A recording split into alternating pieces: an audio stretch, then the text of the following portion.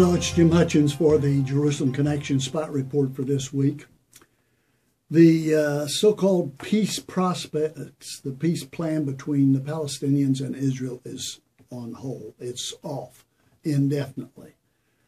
And I'm not surprised at this. All these attempts have been failures, and I think any attempt in the future will likewise be a failure. Palestinians do not want peace. They want the state. When they say they want peace, they want the totality of what is modern Israel. This has been a great disappointment to the administration because from day one, the president has sought to bring about a successful ending to the peace process between Palestinians and Israelis. This one has faltered. It's collapsed indefinitely. And there are those who are saying that and one of the leading envoys in Secretary of State Kerry's entourage, Martin Endike, has said it's because that the Israelis insist on building up settlements where Jews can live in the West Bank, in Judea and Samaria. The president has said, all right, if that's the case, we're going to take a breather. As a matter of fact, he says, Mr. Obama, stung by his second failed attempt to broker a peace deal, has decided to take a conspicuous breather from the Middle East process. And he said, quote, to let the failure of the talks sink in for both parties and see if that causes them to consider. They may reconsider to come together. But I can promise you there will be no peace between Israelis and the Palestinians.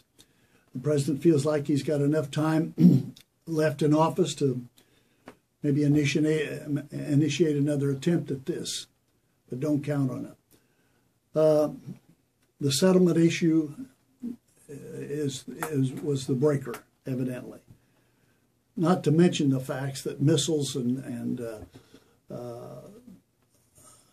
missiles have been sent in by the thousands from Gaza into Israel.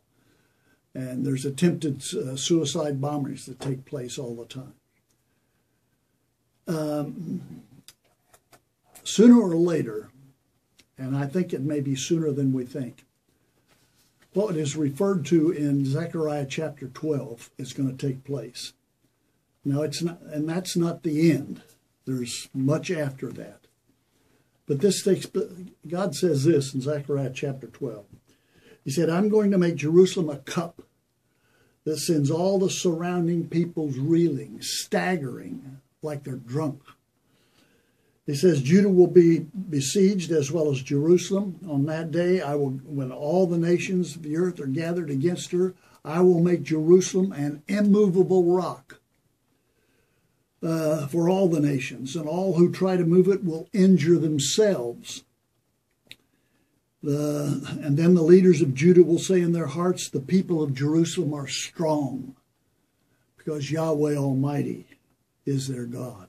On that day, I will make the leaders of Judah like a firepot in a woodpile, like a burning torch among sheaves. And they will consume right and left all the surrounding peoples. But Jerusalem will remain intact and in her place. There will be a great victory. And that the surrounding peoples today are hostile peoples.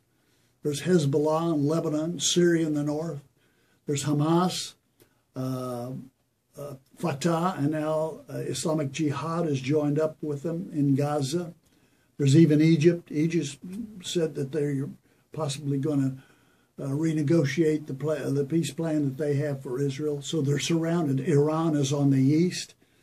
And Israel is said under no uncertain terms, will Iran be allowed to achieve nuclear capability. So that's what's coming. And as I say, sooner or later, and I would expect that to be sooner, the stage is definitely set for it. So how long can the president hold his breath? Not long, I don't think. Not long, huh? So until next week, Od Ki Yavoshilo, or until Messiah comes, Yavareka Yahweh. God bless you. God bless yours.